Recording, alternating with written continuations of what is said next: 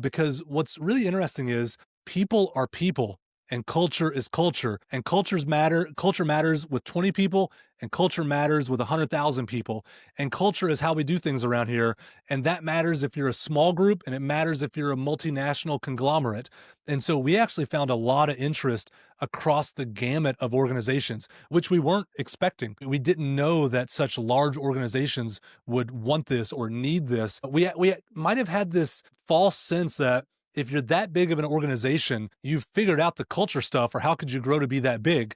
But then when we actually work with them, they're the ones most desperate for it because it's so big that they've lost their ability to know what's going on. And they not only have cultures, they have subcultures and subcultures. So when the software can actually say, this is how Latin America is doing, or this is how one project team is doing, or this is how one account is doing, then all of a sudden they get visibility into something that they couldn't imagine have a visibility into. So I would say if you're an organization that uses digital tools for collaboration, right? So you need to be using Slack or Teams or Zoom. If you don't use any of those tools, it's probably not going to be a great fit for you because, again, we're doing natural language processing on the digital exhaust in those collaboration tools. But if you're using Slack or Teams or Zoom or other software like that, this is probably a good fit for you. And if you care about culture, it's probably a good fit for you. And if you're not afraid of the truth, it's probably a good fit for you. And I say that last one, I think it's actually an important one,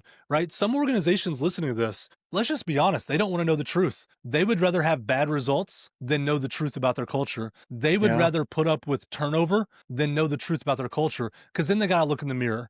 And you know what? It takes a certain boldness to look in the mirror Yeah. and really figure out what's going on because as a leader, you're probably the reason it's going on or a big part of it.